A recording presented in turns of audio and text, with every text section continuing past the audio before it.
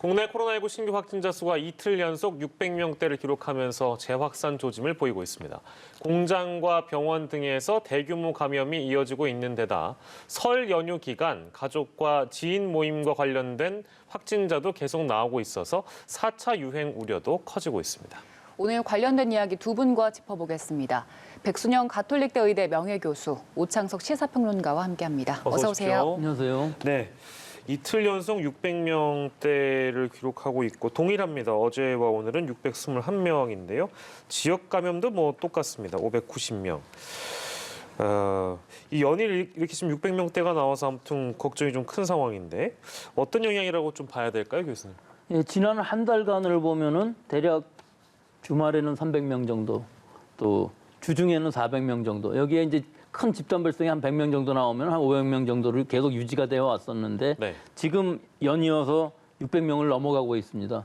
이번 지금 설 연휴라든지 이런 영향은 아직까지는 좀 본격적으로 나타나긴 이른 시기이지만 일단 나타나는 것으로도 보이고요. 예. 1월 18일 다중이용시설을 좀 완화했던 부분들도 우리 국민들의 방역의식을 약간 해이하게 했던 부분들은 분명히 있을 것으로는 보입니다. 네네. 하지만 유지가 되던 부분들이 지금 설 연휴를 지나면서 600명이나 됐는데 이것은 좀 집단 발생이 크게 일어난 것들도 영향을 끼쳤죠. 남양주의 플라스틱 공장과 아산의 보일러 공장, 또 용산의 순천향병원이 집단 발생이 일어난 영향이 있어서 600명대로 올라갔습니다만은 이것이 정말 일시적인 현상인지는 알 수 없겠습니다만은 앞으로 일어날 상황들을 보면 증가 추세에 있는 것은 분명해 보이는 것이 설 연휴의 영향도 있을 수 있는 것이고 네. 또 지금 지난 월요일부터 거리두기 완화를 했기 때문에 일부이긴 합니다만은 일단 2주일간 완화를 시키기로 한 것이 본격적으로 나타나려면 이번 주말 이후에는 좀 더 증가하는 경향을 나타낼 것으로 보이지 줄어들기는 좀 어려워 보이고요. 예. 또 여러 가지 지금 변이주들이 계속 들어오고 있어서 이 변이주들이 과연 전 세계적으로 전파력이 굉장히 강하다 그러고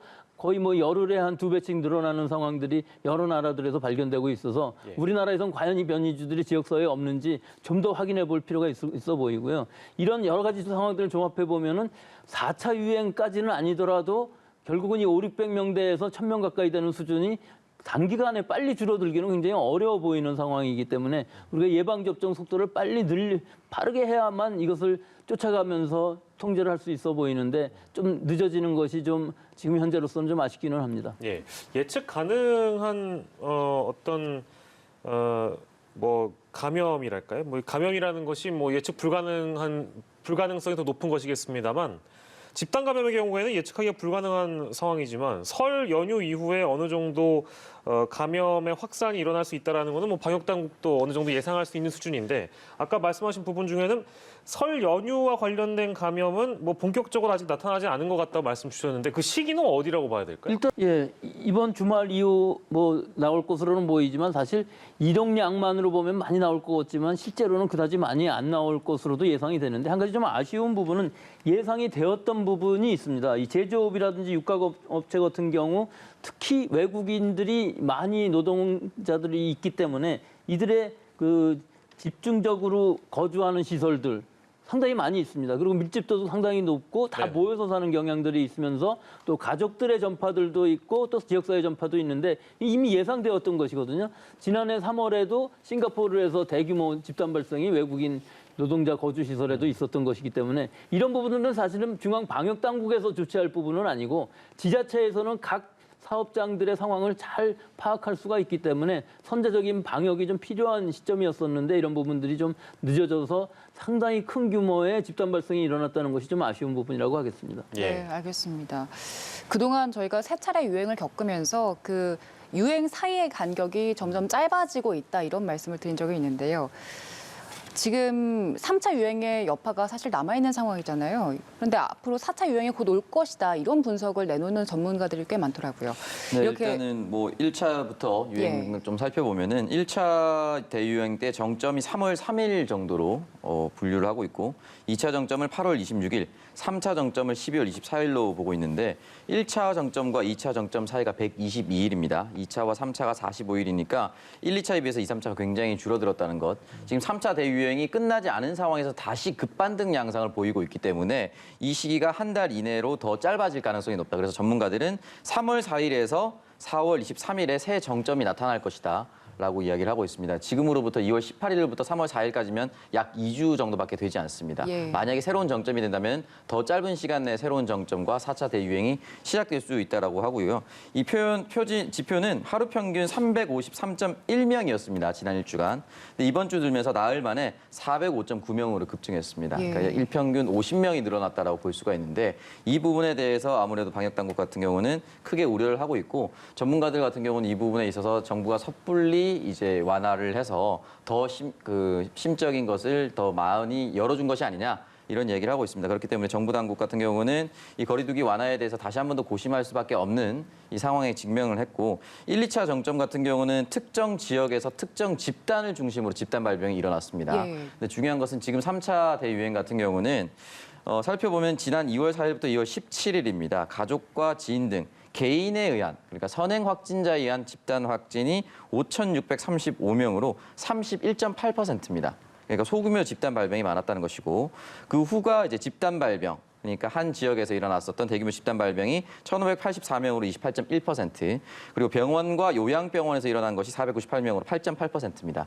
그렇기 때문에 이 부분에 있어서 한 지역이나 집단을 잡는다고 해서 해소될 수 있는 문제가 아니기 때문에 조금 더 고민이 더 커져가는 것으로 보입니다. 네, 앞서 유행이 올 때마다 문제가 됐던 부분이 의료 역량이었습니다. 특히 병상수가 부족하다는 이야기 저희가 많이 나눴었는데 지금 상황에서 만약에 유행이 온다면 저희가 방역적 측면에서 역량이 충분한 상황입니까? 예, 지금 많이 확충돼서 지금 현재의 수준 혹은 1,000명 수준까지 간다면은 충분히 가능하겠지만 사실은 그 상황을 넘어가서 만약에 2,000명, 3,000명 이렇게 간다고 그러면은 역시 역학조사라든지 의료 역량은 부족해질 수밖에 없는 상황일 수밖에 없죠. 근데 지금 상황에서 보면은 이 600명이라는 수준이 과연 통제 불능하는 숫자까지 갈 수 있느냐 하는 것은 저는 좀 제한적이라고 봅니다. 아무리 유행이 급히 올라간다 할지라도 지금 상황은 지금 지난 가을에 이 3차 대유행으로 갈 때의 상황과는 많이 다릅니다. 물론 저점은 많이 높아졌지만 지금 우리가 제일 중요하게 보고 있는 것이 5인 이상 모임 금지를 일단 하고 있고요. 또 계절적으로도 봄으로 가고 있는 상황으로 전 세계적으로 봐서도 좀 감소 추세에 있는 것은 확실합니다. 하지만 과연 그러면 이 600명이라는 수준들이 바로 감소될 수 있느냐 하는 것을 보면 그것 또한 그렇지는 않을 것으로 보이는 것이 지금 지역사회에 있어서의 무증상 감염 수준이 전혀 떨어지고 있지는 않습니다. 또 감염 재생산 지수도 어느 정도 1.1 정도를 유지하면서 증가 추세에 있기 때문에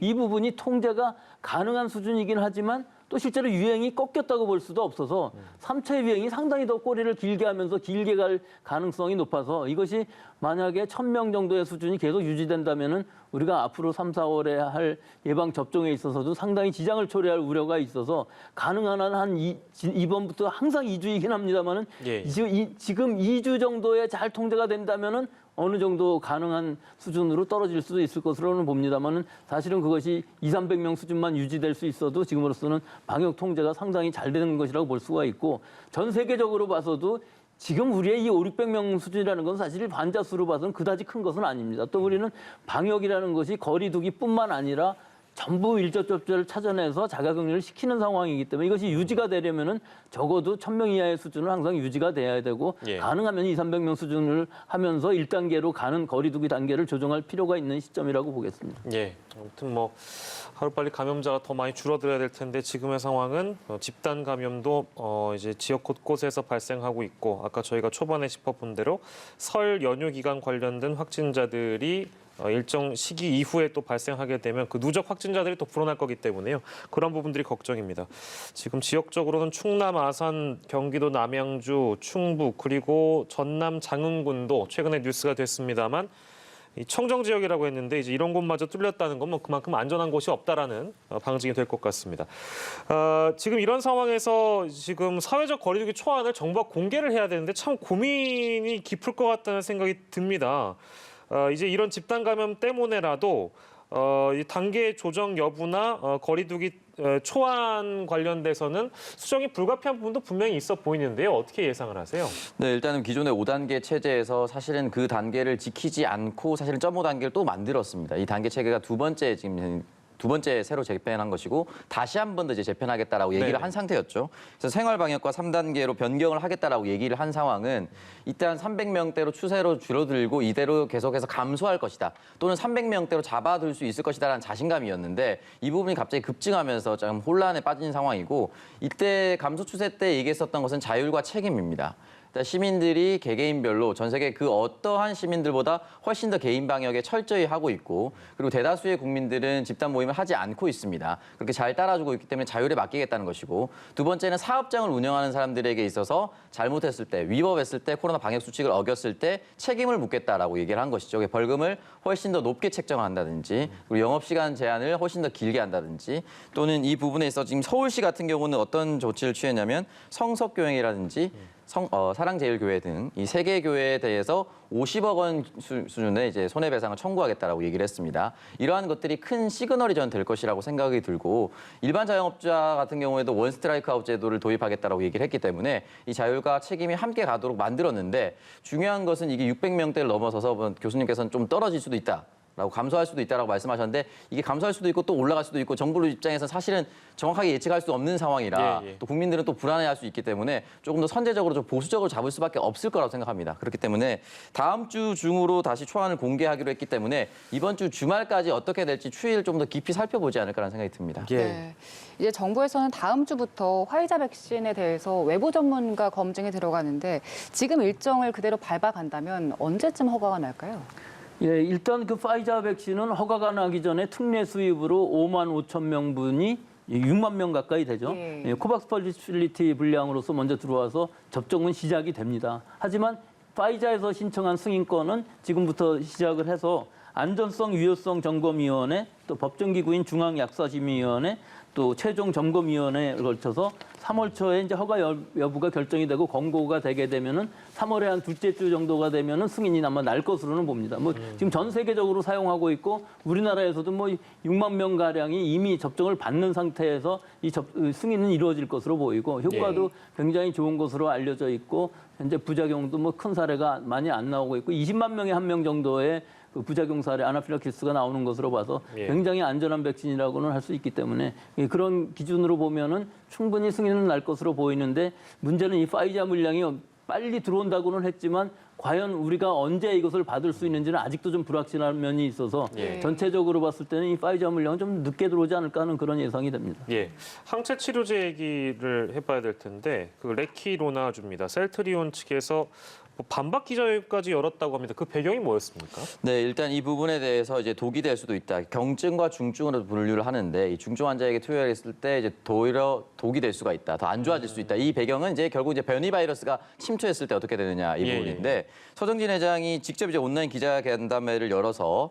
직접 밝혔는데 이 부분이 ADE라고 합니다. 안티바디 디펜던트 인핸스먼트 말씀드렸다시피 이 바이러스에 대한 항체나 백신을 투여한 사람이 추후 변이 바이러스를 받아들였을 때 훨씬 더 크게 신체가 손상이 될 수가 있다. 이것을 이제 독이 될 수도 있다라고 이제 표현을 하는데 이 부분에 대해서는 지금까지 나온 부분은 없고 이 부분에 대해서 이것을 변이 바이러스도 지금 현재 대응을 하고 있는데 이런 식으로 얘기를 하면은 괜찮은 사람도 맞지 않을 수도 있다라고 지금 얘기를 했거든요. 그래서 일단은 이 부분에 대해서 백신 치료제에 대한 논란이라든지 우려감을 종식시키기 위해서 회장이 직접 나섰다라고 볼 수가 있고 그리고 이 자리에 함께 임상기획 담당장이 나와서 경증 환자에게 투여했을 때 회복 시간이 2일 이상 단축이 됐다라고 이야기를 하면서 현재까지 임상 실험 결과, 임상 이상 결과까지를 봤을 때 환자에게 크게 무리가 없다라는 것을 다시 한 번 더 강조했습니다. 백 교수께서는 어떻게 좀 보셨습니까? 말씀하십시오. 좀 더 부연 설명을 드리면요. ADE라는 것은 변이 바이러스뿐만 아니라 바이러스가 지금 있는 상황에서 이 항체가 있음으로 해서 오히려 더 세포 안으로 잘 들어갈 수 있는 즉 증상을 더 악화시킬 수 있는 가능성이 있는데 그런 부분에 대한 연구가 사실은 확실히 다 되어 있지 않은 부분이 있어요. 또 이 항체 치료제인 경우에 있어서는 사실 변이주에 대해서 특히 남아공 변이주 같은 경우는 항체가 접합하는 부위가 변이가 됐기 때문에 이 모노크로널 안티바디라는 것을 즉 한 군데만 공격하는 이 항체 치료의 특성상 효과가 없을 수 있습니다. 하지만 칵테일이라는 것을 쓰면 지금 이 회사에서도 그 얘기를 하고 있는데 칵테일로 여러 부분을 공격할 수 있는 항체를 만든다면 충분히 극복 가능하기는 한데 아직까지 임상 3상이 끝나지를 않았기 때문에 과연 지금 얘기한 그 2일간 줄일 수 있느냐 하는 치료 효과에 대한 부분들이 아직까지도 확실하지가 않습니다. 그리고 아까 말씀하신 중증이라는 것이 아니라 중등도이기 때문에 이 환자의 대상이 아직도 굉장히 협소해서 어느 정도 효과가 있을지 좀 더 이 치료 경과를 두고 봐야 될 상황이기 때문에 이 치료제에만 너무 지금 의존하는 것은 지금 상황에서는 큰 의미는 없을 것으로 보이고요. 세계 어느 곳을 보더라도 이 항체 치료제에 의해서 상당히 많이 좋아졌다 하는 것은 오히려 더 어렵고 거꾸로 예방 효과를 좀 더 가질 수 있는 부분은 분명히 있습니다. 어떤 요양원 같은 데에서 환자가 발생했을 시에 일단 고령층 위험군에 있어서는 선제적으로 확진이 안 되었더라도 먼저 예방주사 효과로서는 얻을 수 있는 부분들이 분명히 있기 때문에 오히려 그런 부분에 활용하는 것이 더 좋지 않을까 생각을 하는데 이것이 근데 이 실제로는 식약처에서 그런 부분까지 대상으로 하지는 않았기 때문에 과연 쓸 수 있는지까지는 잘 모르겠습니다만은 제가 생각하기에는 보통 이 항체 치료제라든지 혈장 치료제 이런 것들이 예방 목적으로 사용하는 경우들이 훨씬 더 많은 일들이 있었기 때문에 그런 부분도 한번 고려해 볼 필요가 있다고 생각합니다. 말씀 여기까지 듣도록 하겠습니다. 오늘 많은 부분을 다루진 못한 것 같아서 좀 아쉽긴 한데요. 두 분은 여기서 좀 인사를 드리도록 하겠습니다. 백순영 가톨릭대의대 명예교수, 오창석 시사평론가와 함께 코로나19 상황 짚어봤습니다. 고맙습니다. 고맙습니다.